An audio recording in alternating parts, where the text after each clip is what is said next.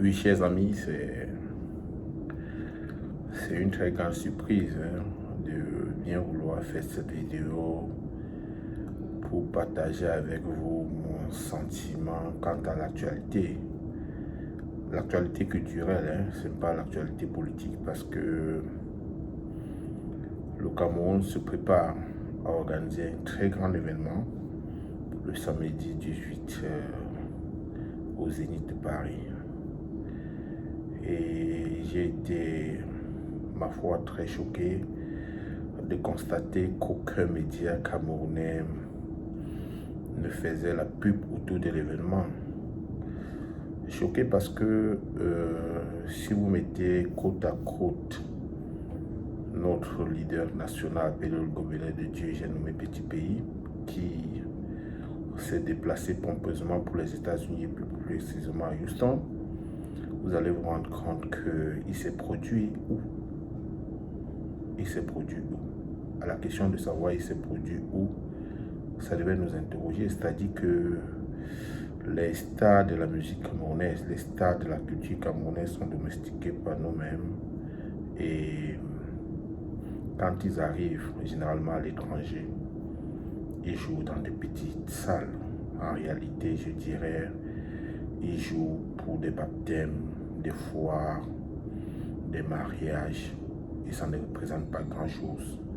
Quand à côté de ça, comme citoyen, tu vois arriver des stars nigériens, Fali, qui s'offrent des salles de spectacle dignes de ce nom, pour des lives, tu te dis, nous avons encore du chemin. Avec l'événement du 18, j'étais de ceux qui pensaient que c'était l'occasion de se réconcilier autour de celui-ci. Malheureusement, avec ce qu'on constate, cet événement vient plutôt renforcer la fracture, parce que fracture, il y en a chez nous exactement. Mais avant de commenter l'actualité du Zénith, j'aimerais profiter de l'occasion pour remercier quelques Camerounais qui sombrent encore dans l'anonymat et qui ont beaucoup fait pour cette culture-là. Et je vais commencer par le premier de tous, celui grâce à qui la comédie ou le cinéma camerounais a pris son envol. J'ai nommé Jacques Lormeau. À partir de son émission Sucré, Salé, Pimenté, a eu le privilège de nous faire connaître tout ce que nous connaissons aujourd'hui. Il y a parmi ceux-là d'autres qui se font appeler présidents. Et si tel était le cas, Jacques Lormeau serait tout simplement un empereur. Je vais aussi profiter de l'occasion pour remercier solennellement Tony Nobody. Oui, je le cite, peut-être avec le renfort de Fidil. Ces deux ont cru à la musique urbaine. Et je peux le dire sans me tromper, c'est mon intime conviction que le travail que ces deux ont fait pour la musique urbaine, qui au début était plus ou moins méprisé, incompris, aujourd'hui a trouvé son salaire. La musique urbaine camerounaise est en train de conquérir pas seulement les cœurs des Camerounais, mais il a en voie de conquérir le cœur des Africains. Et cette conquête ne pourra pas seulement se limiter au niveau du triangle national. C'est la raison pour laquelle quand on parle de l'art, quand on parle de la culture, c'est une chose mystérieuse, c'est une chose universelle, mais c'est aussi une chose singulière. C'est la raison pour laquelle l'événement du Zénith devait être un événement autour duquel on devrait se mobiliser pour apporter une externalisation positive, excusez-moi du terme. Nous en avons besoin. Et quand je vois ceux qui sont invités au Zénith, c'est ceux qui n'ont pas besoin du Zénith pour se faire vendre. Quand on parle de Richard Bona, on parle de Charlotte Tipanda, ils n'ont pas besoin du Zénith. Parce qu'il faut dire merci à cet entrepreneur culturel qui a misé sur un artiste qui avait besoin de la pub. Et parlant de la pub, il en a eu une aujourd'hui. J'ai écouté le reportage de Vision 4. Merci à Vision 4. Vous avez fait la pub de Valsero. Vous l'avez vendu peut-être comme un fumeur de chambre. Vous savez, nous quand on était jeunes, on nous disait Bob Marley était un fumeur de chambre. Mais nous on aimait ces chansons. On s'attardait pas autour du chambre qui fumait. Vous l'avez vendu, vous avez dit qu'il était humble. Il a porté la même culotte pendant 15 ans. Ça aussi, c'est preuve de grandeur, preuve d'humilité. S'il commence à être blimblé aujourd'hui, vous allez dire qu'il se vante. Mais seulement ce que vous avez oublié, c'est qu'un homme né, il grandit. Il n'était pas appelé à mourir où vous êtes. Surtout que le journaliste inconnu qui fait ce reportage, c'est un journaliste qu'aucun Camerounais ne peut coller le nom au visage. On connaît peut-être la voix à partir des reportages incendiaires. Après avoir qualifié un compatriote de singe, il vient aujourd'hui faire une caricature autour de la dentition d'un autre Camerounais. L'événement du Zénith, c'est un événement important pour le Cameroun. Parce que je dis bien à partir du Zénith, je souhaite que d'autres entrepreneurs culturels misent sur les artistes camerounais.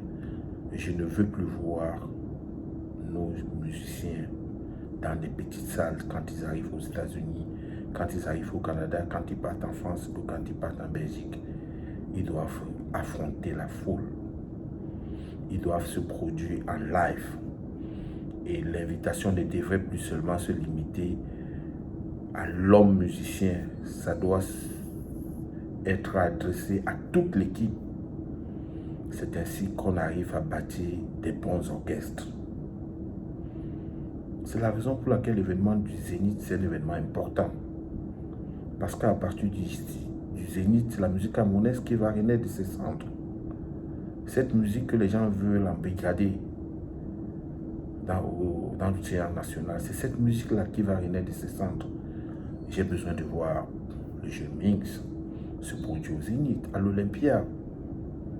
Il y a ceux qui souhaitent que cet événement échoue, mais c'est déjà un courage d'aller se produire dans une salle de près de 6800 personnes, c'est-à-dire 7000.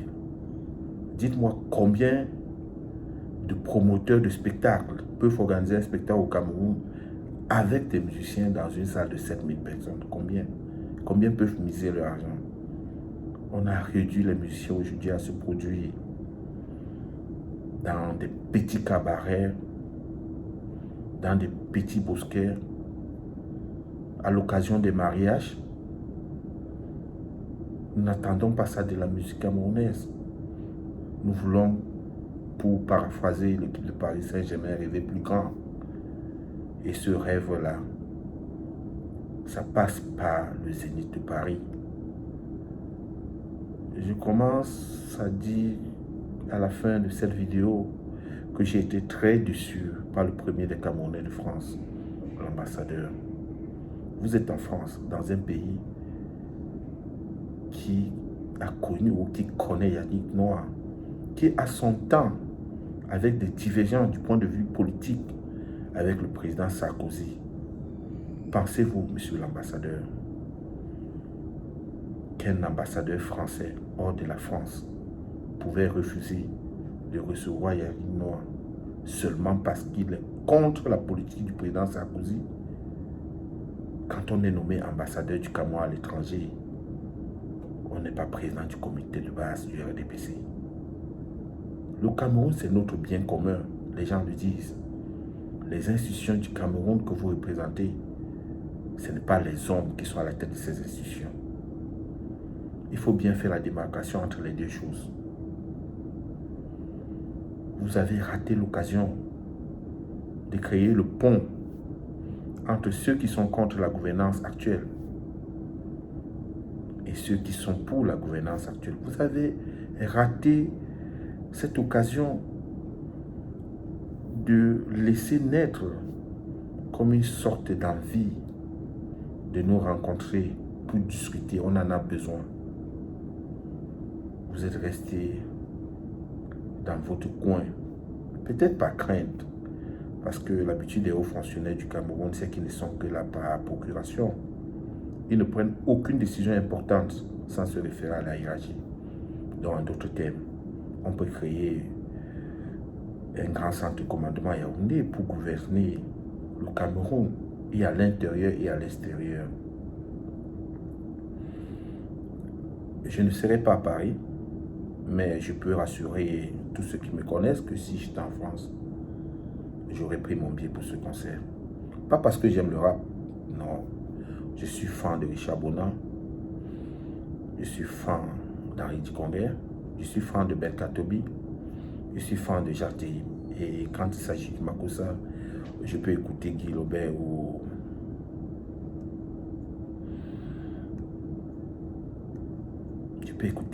tous les jours. Tous les jours. Ok, quoi la vie, c'est à lui que je pensais. Tous les jours. Je ne suis pas fan du rap. Mais si l'élévation de la musique camerounaise passe par le Zénith de Paris, alors les organisateurs du spectacle ont mon soutien. Je dis big up à Vache Zéro, big up au promoteur culturel qui a eu le courage de miser sur cet artiste que les gens disent inconnu. Et je souhaite que ce soit le point de départ